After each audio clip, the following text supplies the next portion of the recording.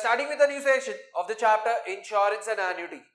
Now we'll be starting with type number 1 का sum, exercise 2.1, question number 13. A warehouse valued at rupees 40,000 contains good worth rupees 2,40,000.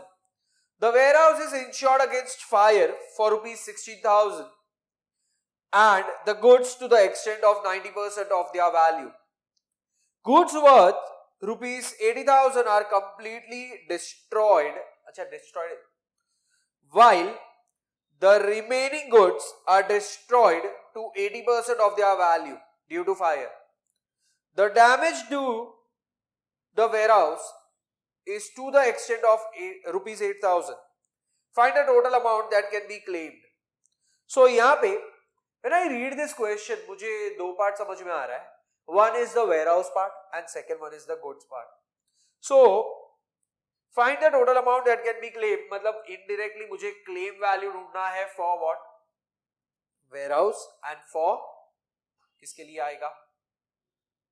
Goods. And वो दोनों का addition will give me the total claim amount. So we divide this as two different parts by writing it as warehouse and over here we are writing it as goods. Yes, यहाँ पे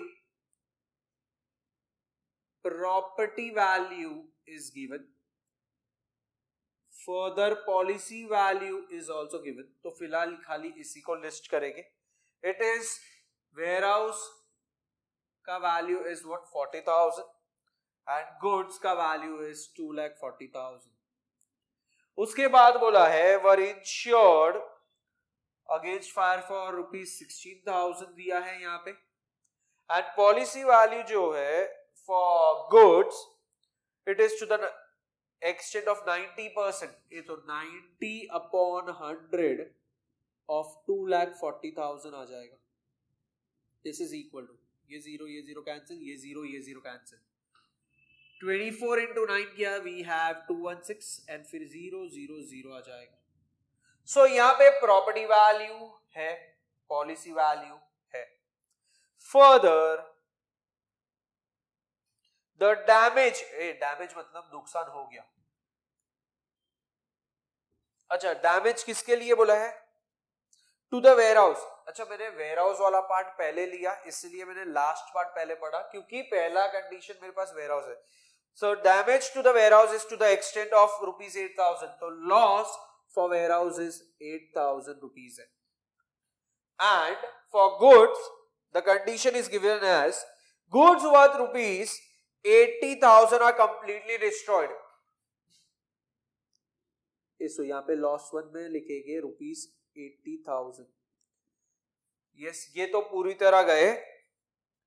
And while the remaining goods are destroyed to 80% of their value. अच्छा, remaining goods मतलब कहना इसे मुझे यहाँ पे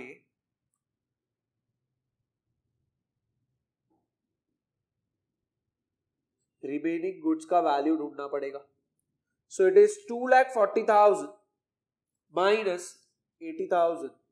So the balance amount is 1,60,000. Yes, ये remaining goods value है and this is destroyed to 80% बोला है of their value. ये तो इसका मतलब यहाँ पे loss is equal to 80% of क्या आएगा यहाँ पे? Remaining goods. So ये हो जाएगा मेरा loss 2. So here we continue loss 2 is equal to 80 upon 100 of 1,60,000 आ जाएगा. This is equal to ये 0 गया, ये 0 गया.